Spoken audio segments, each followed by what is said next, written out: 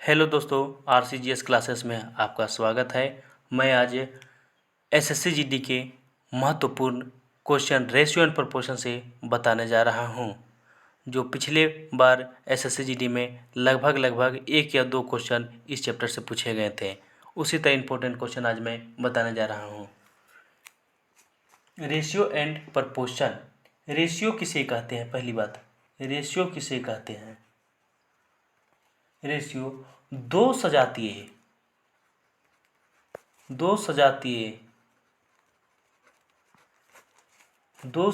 तुलनात्मक संबंध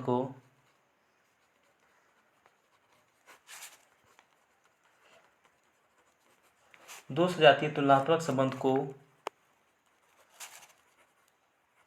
रेशियो कहा जाता है। इसका मतलब यह होता है कि A/B या A अनुपात B बाय 2:3 या 2:3 या 4:2 या 6:8 कुछ भी हो सकता है, लेकिन इसमें ये चीज़ नहीं होता है या A/3 ऐसे हम लोग नहीं लिख सकते हैं या A/4 ऐसे नहीं लिख सकते हैं। हम लोग जब भी लिखेंगे तो A/B या B/C ऐसे में हम लोग लिख सकते हैं। इसे हम लोग रेशियो कहते हैं। अब समानुपात, प्रोपोर्शन, जिसे हम लोग प्रोपोर्शन कहते हैं, इसका मतलब यह होता है कि जब दो अनुपात आपस में बराबर होता है उसे समानुपात कहा जाता है। जब दो अनुपात आपस में बराबर होता है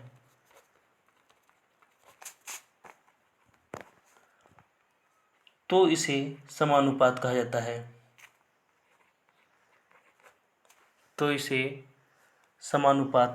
है।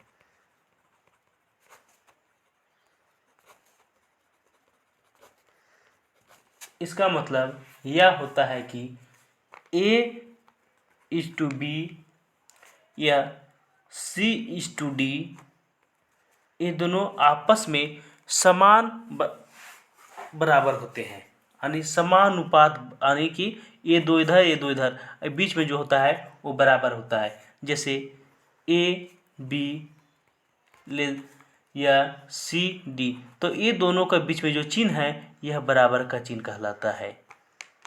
इसमें फर्स्ट इज टू लास्ट और सेकेंड इज टू थर्ड गुना किया जाता है। जैसे first is to last A गुने D या B गुने C, इसे हम डिनोट करते हैं। कुछ ऐसे महत्वपूर्ण क्वेश्चन है, महत्वपूर्ण फैक्ट है जो इजी में पूछ लिए जाते हैं और क्वेश्चन छूट जाते हैं, जिसे आज हम बताने जा रहे हैं। जैसे क्वेश्चन एक है कि किसी समानुपात के तीन पद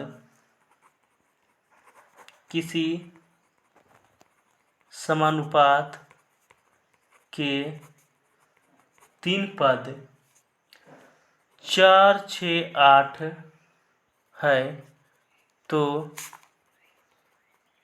चतुर्थ पद क्या होगा?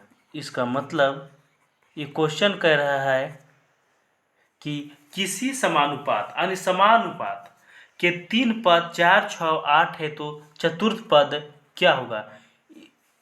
इसका मतलब यह बोल रहा है कि 4, 6, 8 तीन पद दे दिया है A/B/C और यहाँ से वो D पूछ लिया है कि चतुर्थ पद क्या होगा। यानी इसको हम फर्स्ट कहेंगे, इसको सेकेंड कहेंगे, इसको थर्ड कहेंगे, इसको फोर्थ कहेंगे। तो यही वाला हमको बताना है। इसका मतलब क्या होता है? तो यह होता है, इसको सीरियल वाइज दिया हुआ है लेकिन हमको सीरियल वाइज आंसर नहीं लाना है, या 4, 6, 8 है तो हमको यहाँ 10 नहीं लिखना है, नहीं तो ये गलत हो जाएगा। ये रीजनिंग का क्वेश्चन नहीं है, ये मैथ है। जैसे यहाँ पे लिखा जाएगा समानुपात, इसका मतलब यह होता है कि दो समान भागों में बांटना। जैसे 4, 6, 8 और यहाँ 4 जो डी वाला पूछा है, इसको हम एक्स मान लेते हैं, तो एक्स। तो ये दोनों को दो बराबर भाग में बांटना, तो ये फर्स्ट इज टू लास्ट और सेकेंड इंटू थर्ड, ये दोनों के बीच में हम लोग गुना करेंगे। तो जैसे हो जाएगा 4 × x बराबर 6:8। अब इसका हो जाएगा 4×2 = 8, इसका x का मान हो जाएगा 12। अब इसका x बराबर हो जाएगा 12, इसका आंसर भी हो जाएगा 12। A/B 2:3 के रेशियो में है, B/C 3:5 के रेशियो में है। तो ABC इसका आंसर क्या होगा? इसका आंसर होगा कि AB बराबर 2:3 दिया है और B और C 3:5 दिया है। तो इसका होगा A और B बराबर 2:3 और B और C बराबर 3:5।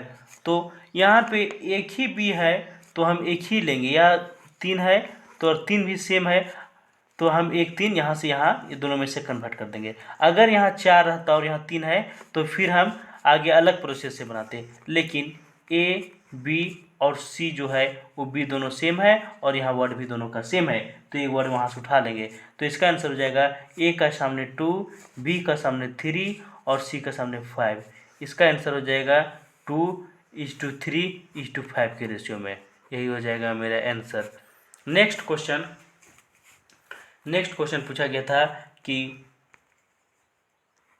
A/B 4:5 हो जाएगा, B/C 3:8 हो जाएगा।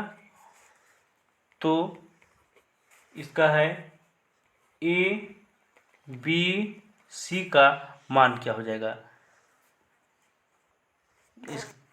इसका मान हो जाएगा A/B यानी 4:5, B/C यानी 3:8।